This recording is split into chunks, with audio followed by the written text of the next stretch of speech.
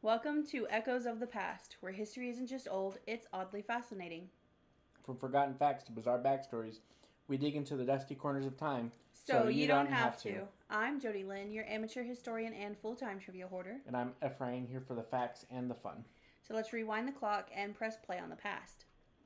Alright, so let's just go ahead and address the elephant in the room. When most people hear NASCAR, they picture cars going in circles, turning left for hours, and someone inevitably saying, I don't get it. And honestly, if that's all it was, I wouldn't be sitting here talking about it either. But the part people miss, the part that actually makes this worth diving into, is that NASCAR didn't start as a sport. It didn't even start as entertainment. It started because people were breaking the law and needed to not get caught. Like, that's not even an exaggeration. That is literally the origin story. Back in the 1920s, during Prohibition, alcohol was illegal in the United States, which, as history has shown us, does not stop people from wanting alcohol. It just means people get creative about making it and even more creative about moving it. And that's where the first NASCAR drivers, whether they knew it or not, came into the picture. These were moonshiners, mostly in the southeast, places like North Carolina and Tennessee, and their entire job depended on getting illegal liquor from one place to another without getting caught by the police. And if you think about that for more than a second, you realize pretty quickly that this isn't just about having a fast car. You needed a car that could handle rough dirt roads, sharp turns, unpredictable terrain, all while carrying extra weight, usually at night and sometimes without headlights so you wouldn't be seen. So what did they do? They started modifying their cars. Not in a flashy way. These weren't show cars, but in a way that made them faster, stronger, and harder to detect. Reinforced suspensions so the car wouldn't fall apart on back roads, tuned engines for better acceleration, and the outside of the car still looking completely normal so it wouldn't draw attention. These were sleeper builds before that was even a term. It's another left turn. And the drivers themselves, that's the part that really gets overlooked. These weren't just guys hitting the gas and hoping for the best. They had to memorize entire routes, know exactly where every turn was, anticipate where law enforcement might be, and react instantly under pressure. These guys were basically driving at the limit of what their cars could do in the dark with everything on the line. That's not racing for fun. That's racing because getting caught means your life just got significantly worse. So when Prohibition ended in 1933, you suddenly had all these guys who had built incredibly fast cars and developed insane driving skills, and no real outlet for it anymore. And instead of just settling down and driving normally, they did what you would expect a competitive group of people with fast cars to do. They started racing each other. At first, it wasn't anything organized. It was just local competitions, dirt tracks, open fields, anywhere they could find space. There weren't real rules, there wasn't much safety, and there definitely wasn't consistency. But people started showing up to watch because it turns out watching drivers push cars to their limits, especially drivers who are already used to taking risks, is entertaining. And that attention is what slowly started turning this from random races into something bigger. Now here's where things start to shift from chaos into something resembling a sport. A man named Brill Francis Sr. comes into the picture and he sees what's happening and recognizes the potential. Not just for racing, but for something sustainable. Because at the time, racing had a reputation problem. There were inconsistent rules, drivers didn't always get paid what they were promised, and there were a lot of arguing over who actually won races. It was messy. So in 1948, he decides to create NASCAR, and the idea was to bring structure to something that didn't really have any. Standardized rules, organized events, and a system that people could trust. And at the beginning, a stock car actually meant something. These were supposed to be real cars, the kind of cars you could buy from a dealership, not the highly specialized machines we see today. That connection to everyday vehicles was part of what made it appealing. Then came the first official race in 1949, and this is where NASCAR immediately shows what kind of sport it's going to be. Because the guy who crossed the finish line first didn't actually win, he got disqualified for having illegal modifications to his car. First official race, and we already have controversy. And honestly, that kind of sets the tone for a lot of NASCAR history because cheating, or let's call it creative engineering, has always been part of the culture.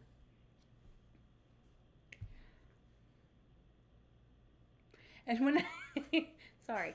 And when I would say creative, I mean genuinely impressive levels of problem solving. Teams weren't just bending the rules, they were finding ways around them that officials hadn't even thought of yet. There were hidden fuel lines, engines that were technically within regulations but clearly pushing the limits, and one of the most ridiculous examples involves people putting basketballs inside of fuel tanks. During inspection, the basketball would be inflated so the tank appeared to meet capacity rules, and then before the race, they'd deflate it, creating extra space for fuel. That meant fewer pit stops and a competitive advantage. It sounds ridiculous, but it worked, at least until officials caught on. As NASCAR grew, so did its personalities, and this is another piece that really matters because the sport wasn't just about cars. It was about the drivers. You had people who were aggressive, fearless, sometimes controversial, and fans picked sides.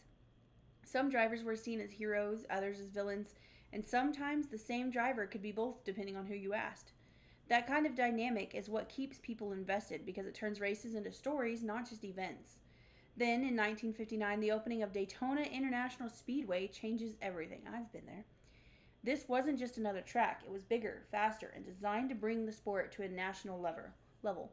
And the first Daytona 500 delivers one of the most iconic moments in racing history with a finish so close that they had to rely on a photo to determine the winner. That kind of moment doesn't just excite fans, it legitimizes the sport in a way that smaller local races couldn't. So, like I said, I've been to Daytona. That whole town is nothing but racing. That is the whole personality of the town, no matter what part you're in. Whether you're down the main drag beside the speedway or not. And there's always people camping out there in the speedway, whether they're having a race or not. Like they're just waiting for the next one to finally happen. Alright. It's ridiculous. Because I think I went when there wasn't any races and there were just RVs out there with people living. Like right on the green around the speedway. And I'm like, what are y'all doing? Had fire pits and everything. Okay. Yeah, yep. But while things were growing and becoming more professional, there were still a lot of rough edges. Early NASCAR was dangerous. Safety wasn't what it is today, and drivers were taking significant risks every time they got behind the wheel. There were debates about seatbelts because some drivers believed it was safer to be thrown from a car than trapped inside during a crash. Cars flipped more often because aerodynamics weren't fully understood, and races were physically demanding in ways people don't always think about. Long hours, high temps, no power steering. It took a toll. And it took time, and unfortunately tragedy for safety become a priority. One of the most significant moments being the death of Dale Earnhardt in 2001. That wasn't just a loss for fans, it forced the sport to confront its risks and make changes.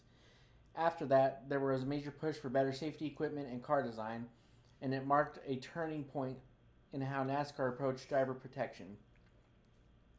At the same time, the cars themselves were evolving. What started as actual stock vehicles slowly became more and more specialized. Modifications became the norm, and eventually the cars transitioned into purpose-built machines that only resembled production cars in appearance. It's one of those ironies where the sport kept the name stock car racing, but the cars became anything but stock. Sounds about right. And with growth came more attention, more money, and naturally more controversy. There have been scandals involving cheating, questionable decisions, and moments where the integrity of races has been debated.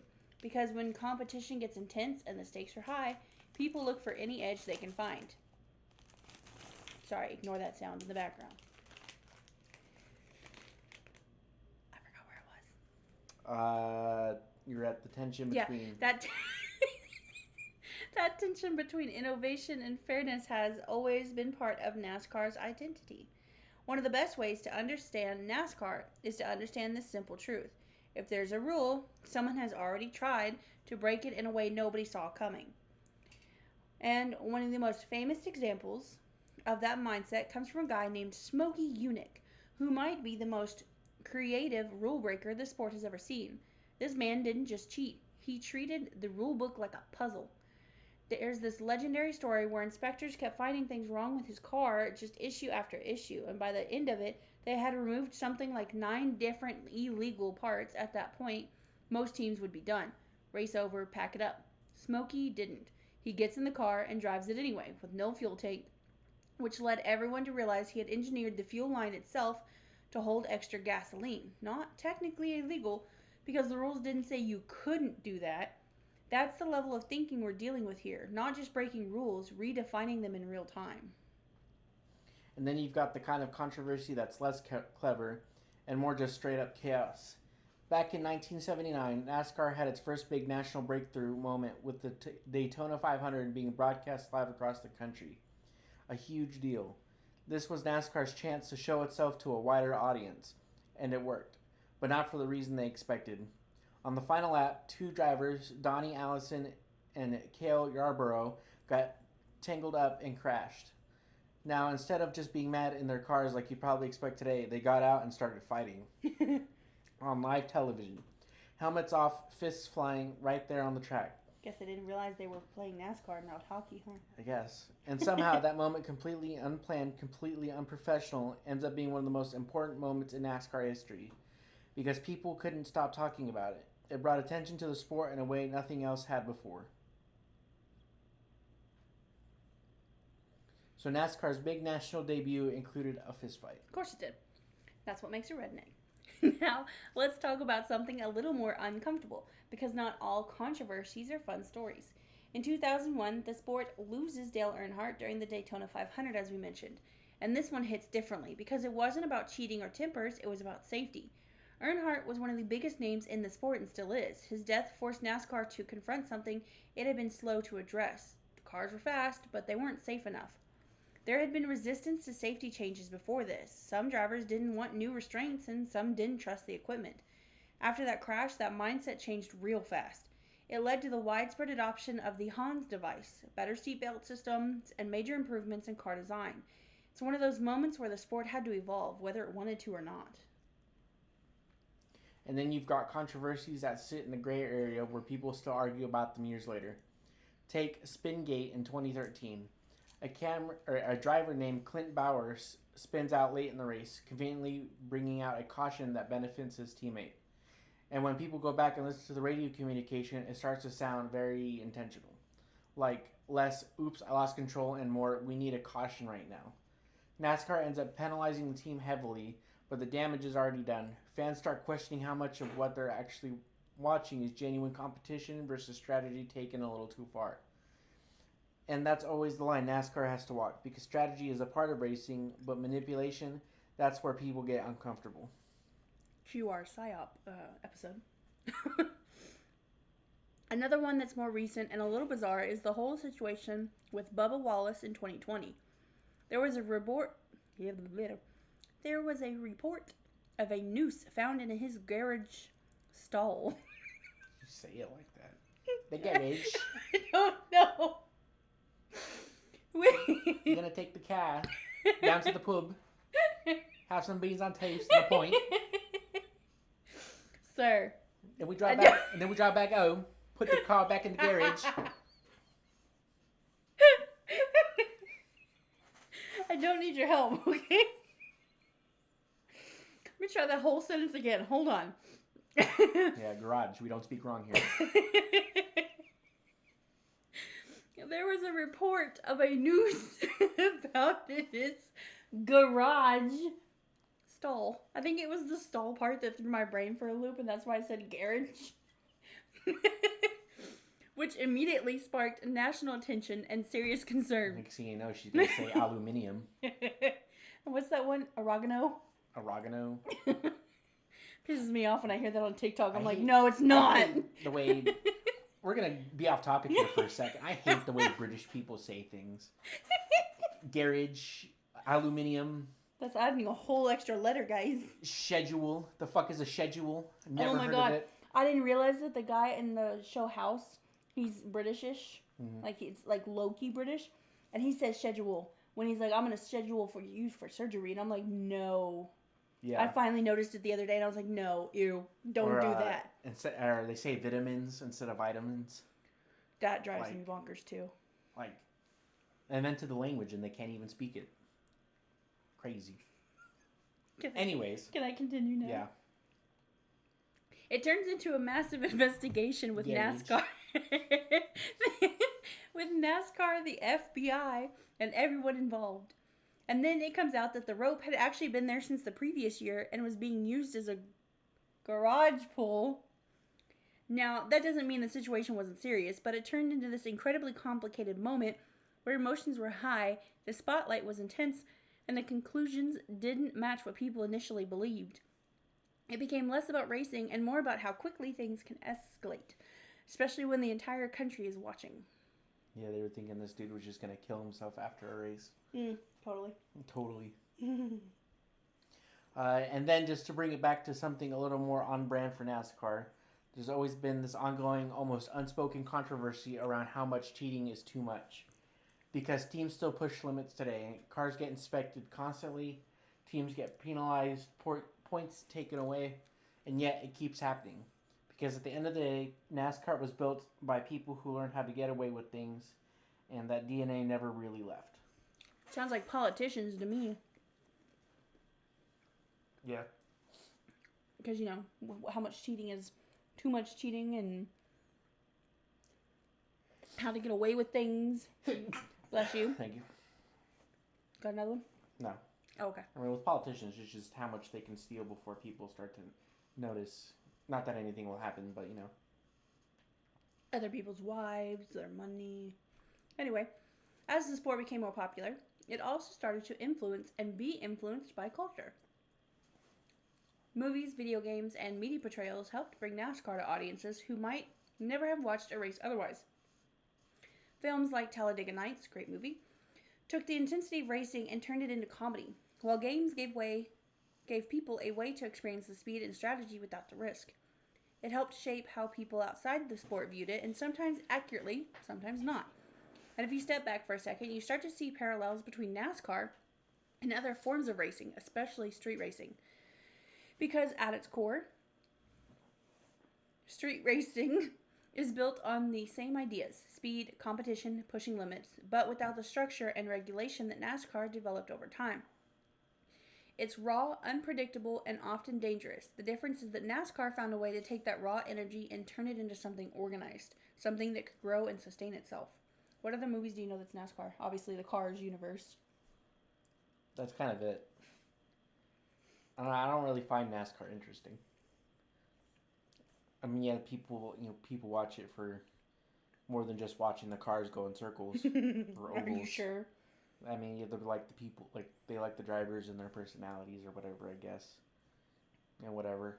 But I don't know. I just don't find NASCAR interesting. I mean, that's fair. Technically, if you really want to get technical, what was that movie I was trying to get you to watch the other day? It has Daisy Duke in it.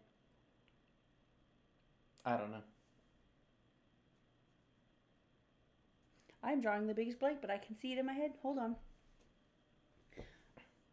Where's my mouse? There's my mouse. I don't know. I think rally racing's. I don't watch it, but rally racing's a lot more interesting than NASCAR. Dukes of Hazzard. Which that is one of the next ones we're gonna do. But Dukes of Hazzard has like kind of shows off like the early parts of it, I guess. So before it became NASCAR, but it shows off like the same kind of thing where they're running from the cops in this souped up car, and they're running moonshine, and then they've got to run the race at the end to defeat the NASCAR man. So I mean, I feel like it technically ties into NASCAR, but I could be wrong. What games do you have that you don't do the NASCAR games? No. You do more street racing games, don't you? Yeah, I like Need for Speed. The Forza games are good.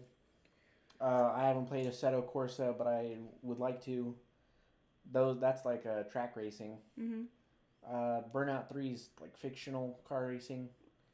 They're not real cars, but you still race around a track essentially. Mm-hmm. There are the NASCAR racing games. Like I said, I don't really find those interesting. Along with F1, I think F1's also not that interesting because it's like the same 5 dudes who wins every season, and like it's just boring. Oh, look at the same car. Just pick your favorite livery. Mm-hmm.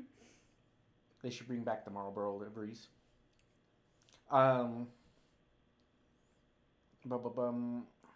can't think of any other than just like the actual NASCAR games. No, like the official NASCAR game. I played one on like the PS2, and that was it. And that was like forever ago. And that one you could make your own little car livery. That sounds cool. Yeah, I mean as cool as it can be for the PS2. Yeah. We haven't. I don't really like I said. I don't really care for NASCAR or F1 that much. Okay. If anybody else can think of any, comment on this episode, so we can find more. There's definitely a lot more interesting races out there, like the one on the Isle of Man with the motorbikes. Yeah. And how they fucking practically fly down the street. That's cool. The road, that shit's crazy. Yeah, then TV shows or movies. I mean, there's like plenty of documentaries about NASCAR. Oh yeah, there are. Tons of them for no reason. Because I feel like they start repeating themselves after a while.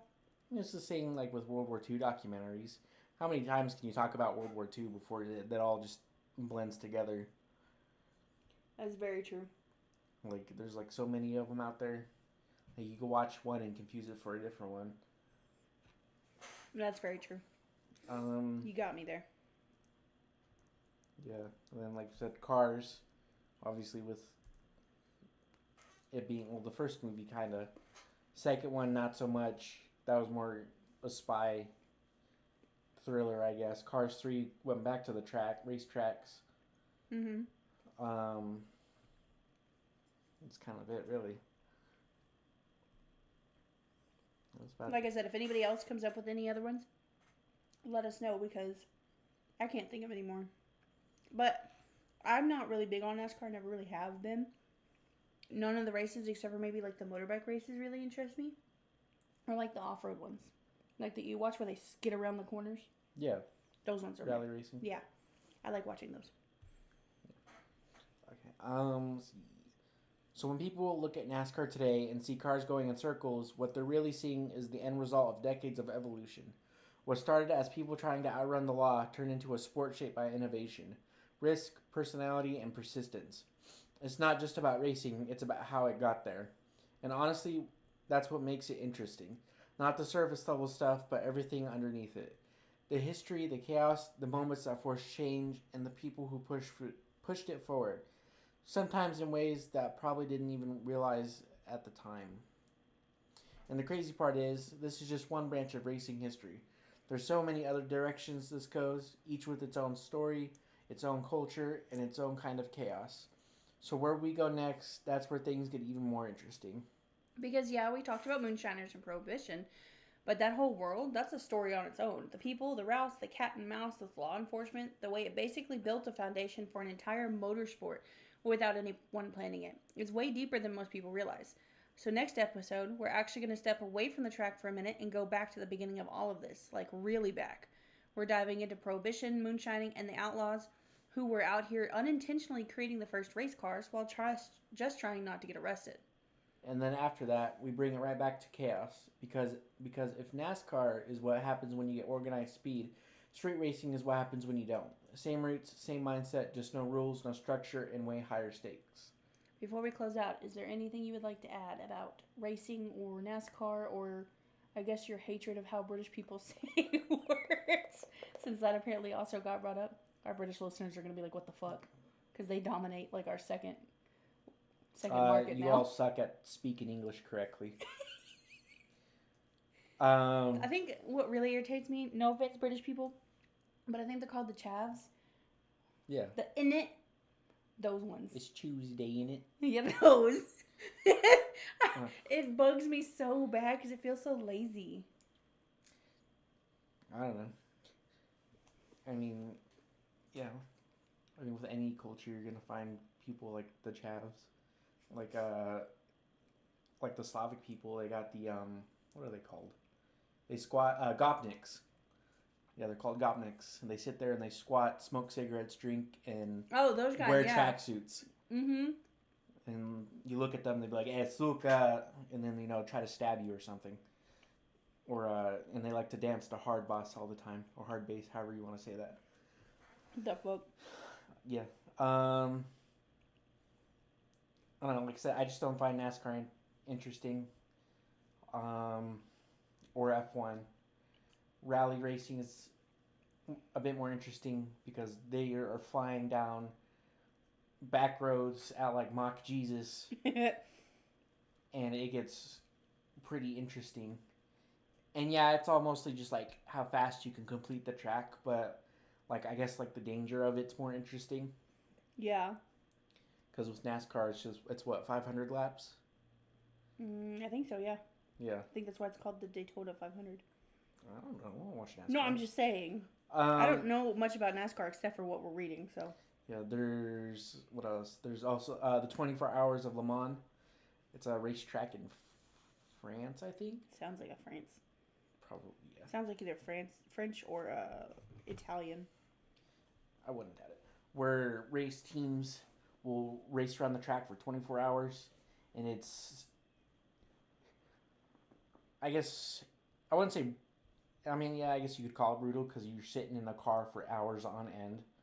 Your ass would go numb. Well, you get switched out with people. Oh, okay. 24 hours of Le Mans. Yeah. It's in France. Okay. The Circuit de la Sarthe in France. Pretty sure I said that wrong. I don't care. I don't like French people either. You sound like a typical American. That's fine. I don't care. Probably what they're thinking. I don't care about European. This fucking American. I don't care about European opinions. They sure care about ours. They do a lot. Other races I can think of. What about the gumball race? It's technically a race. Gumball. Is it called the gumball? Where they have the numbers on the side of the car and they go from one side of America to the other? Or around a giant circle in America? The cannonball race? No, I thought it was called the gumball race. Hold on. I know what you're talking about. The race where it's whoever gets across the United States as fast as possible. Mm-hmm. And it's pretty much not to get caught. You kept the fucking World of Gumball up there. Gumball 3000, yeah. It's a world tour race. Yeah, no, you're thinking of the cannonball race.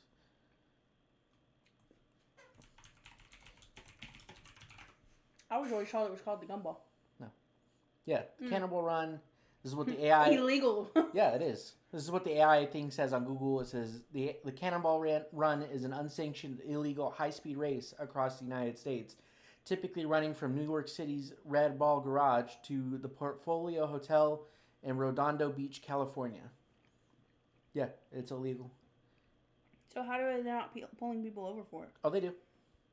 So if they catch you, they're fucking with you, essentially. No, you still get punished and all that stuff. They don't know it's a race. They just see some dude in his, I don't know, Mazda's Chevy, whatever. His Chevy Cavalier going like 110 down the highway. I don't know if it can get up to 110. Going down. Y'all get what he means. Yeah, going down the highway at like 110, and then they're like, oh, speeding, get him. And then they arrest you for going crazy fast. And I'm assuming if you were to be like, oh, well, I'm doing the cannonball, they're going to be like, bro, that's even worse. What part of illegal do you that's not what I'm saying. Get in the description? That's what I'm saying. If they said that, I bet it would be even worse. But yeah, racing is interesting. Now, of course, there's like your normal circuit racing. It used to be bigger in like the 70s, 80s, and 90s. That's when they were really putting out like the interesting cars, like the GTRs from Nissan and like the Supras and all that stuff.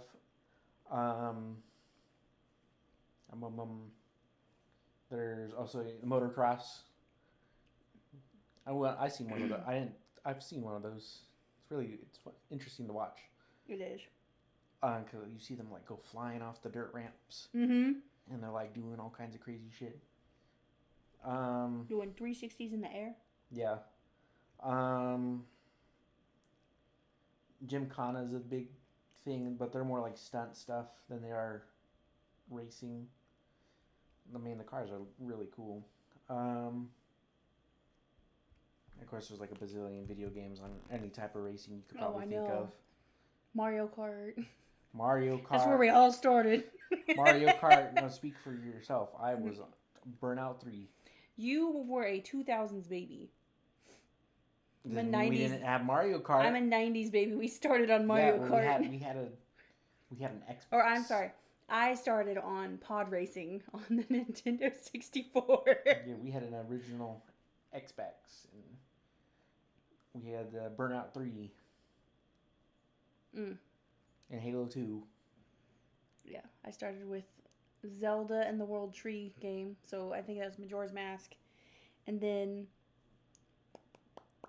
Pod Racers. Fucking love Pod Racers. It's a great game. The original is. I don't know about the second one or the newest one. Yeah, there's plenty of racing games to pick from. There's plenty so of many movies and documentaries to watch. You know, the Fast and the Furious. Only the first 3. The rest of them not really. They're just all ass after that. Really racing. I mean, yeah, you could say for like the first one and the second one, it wasn't really about the racing, more than it was like that was kind of like the family, the background to it, I guess. But they were more focused on like the cars and you know the look of it, and then 2, again, it was more about the crime stuff. 3, it was just white man in Japan drifting car. And not trying to get moitered by the Yakuza. Don't get moited. Murdered by the Yakuza. I think the most recent one I watched, because I stopped watching after that. I think the third one. I think the most recent one I watched was where he went to not the Philippines, but the Rock character went back home. It wasn't a Fast and Furious, but it was a movie like it. I have no clue what you're talking about. Hold on. We'll look it up. Like I've been looking up everything else. The Rock. Movies. Let's see. I don't think it was that one. I don't know. Side note, he looks really stupid as real life Moana character with that stupid ass wig. Yeah. Just saying. Yeah, Fast and Furious 6. Yes, Fast and Furious. That was right, yeah. Stupid ass fucking. So stupid. Yep. Like I said, there's. I don't think there's as many. Like the Fast and the Furious is like probably like the biggest when it comes to like the cars. Obviously, the Cars movies too, with 1 and 3 being more about racetracks or actual racing, compared to 2 where it was like the spy thriller, whatever you want to call it. Dukes of Hazzard. Rapidos y Furiosos 5. Why did I make it Spanish? I don't know. Let's see. Racing movies. Probably should have. God, Lord. Yeah, we probably should have looked this up before we. IMAX NASCAR came out in, I don't know. 04. When. 04. Jesus. Gran Turismo. Yeah, F1, Ford and Ferrari, Gran Turismo. Rush. Never heard of it. Obviously, the Fast and the Furious cars. Oh, Speed Racer with the Mach 5. Yeah. You got the Herbie movie. Yeah, Senna, Turbo. Fucking Turbo. Herbie. I love Herbie. It's such a funny movie. Ferrari was an Baby asshole. Driver. That's the newer one that came out. That's almost a 10-year-old movie. I know, but people are starting to like clip it on TikTok all of a sudden. Yeah, well, that's not really racing. It's Initial D. How could I forget Initial D? There's an anime series called Initial D where it's all about like downhill racing, and it's like the main character uses like an old kind of piece of crap Toyota. It's a racing movie, and he's so good at it, and people are like, oh wow, you know, how does he do it? And the main character just doesn't really care. He doesn't understand why people like it. I'm for sure. I haven't finished. I need to watch this rest of the first season. That's like one of those bootleg. Looks like it. Yeah, Cannonball. It was a Fast and Furious, Tom and Jerry one. Death Race. Oh, yeah, there's also boat racing. Forgot about boat racing. Dude, the boat racing where they do like the high speed and off the fucking ramps. That's insane. Yeah. In where my mom lives in Lewiston, in Clarkston, every year during the summer they have like boat racing out on the river. That is so cool. Yeah. They I think the last time I heard of it, I think someone flipped and crashed. I don't know how, like, the street rate, like, on-track racing in your car is terrifying, but, like, doing it in a boat where your shit just flips upside down, like... That's what I'm saying. That shit's ridiculous. Like, how do you not... I mean, you have people, I guess, you know, if you're How do you have the balls? I mean, if you're that big of an adrenaline junkie to do it, and then more power to you, I guess. I guess. And then there's, like, normal foot races where people run around a track or whatever. Yep. On your left. Yeah, or the Tour de France on the bicycles. Yeah. At that point, there's quite a bit of movies about that. Weirdly enough. Yeah. So there's lots of different types of racings, whatever piques your fancy, I guess. Yeah, we're gonna be going. This little series is gonna be going over car racing though, the different types. So we'll hit motor racing. Yeah, we'll hit things like street racing, like we said, was gonna be one of the next ones. We'll probably hit motocross at some point because that one's got a pretty good amount of like subcategories, I think. And then we'll hit the kinds you like. Yeah. And stuff like that. Street racing is still illegal in most places, isn't it? Yeah, well, it's the combination of everything that is, because it's speeding for one, reckless driving. It's only reckless depending on who you ask. Well, according to the law, it's reckless regardless. If you go over 90, it's technically automatic vehicular homicide. If you kill someone. Or suicide, sorry. Vehicular suicide if you go over 90 and they can give you a ticket for that. I'm not even kidding. Me go over 90 never have. Bull fucking shit. No, sir. Do not shush me. I was following traffic at, Mom, don't listen to this, at 90 miles an hour and you fucking zoomed past me. I swear going at least 120 because you were there and then I did you not fucking go 120, okay? Bull fucking butter. At least you were there and then you were gone. 105.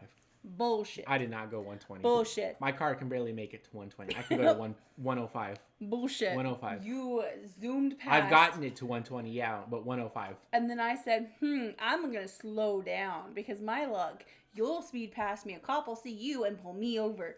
So I slowed down after that, but... There's like hardly ever cops there. And every time I see them, they've already pulled someone over anyways. Like that truck that got pulled over on the... Yeah. I saw that. I was like, please don't be him. Please don't be him. Because I thought it was you at first. Because that car had already been there, I guess. But I was like, when I came on and I saw the cop car, the truck was just perfect where I couldn't see it behind, like, in front of the SUV. So I was like, please don't be him. And then I saw that it was a black truck. I was like, thank fucking God. It's not technically a race, but Destruction Derby. I feel like that one's a race against time. Well, it's just you go until whoever's cars. Yeah, you got to be the last man standing. Yeah. Yeah, it's interesting to watch. I've seen it a couple of times. I've seen it at the rodeo. Yeah. Like when I'm waiting for the rodeo to actually start and they're still going. Yeah. That's all I got. Yeah, that's about all I've got too. Well, you guys, like usual, if you have any ideas for after we're done with this series and all of the miniature things that are going to go in between them, email us at echosofthepast.pod, P-O-D, @gmail.com. Send us your suggestions, your stories. No, my aunt said, like dynasties. Yeah, I've got that on my list. Okay. Yeah, I have a list. Kings from England to France, China, all them. Yeah, there's quite a bit. Yeah. Would you consider our presidencies a dynasty? No, because it's different people every time. Unless they do 2 terms. That's true. But it has to be one right after another. But that still wouldn't, I don't think that'd qualify. No. Okay. Anyways, if y'all wouldn't mind sharing, and sorry to the British people, we just really don't like how some things y'all say some things. So don't hate us, okay? Anyway, share this. Can of tuna. I've never heard them say it like that. I have. Oh my God. Thanks for wandering through history with us on Echoes of the Past. If you liked what you heard, subscribe, rate us, and tell that one friend who still quotes fun facts at parties. And remember, history may repeat itself, but we promise not to. See you in the next Echo.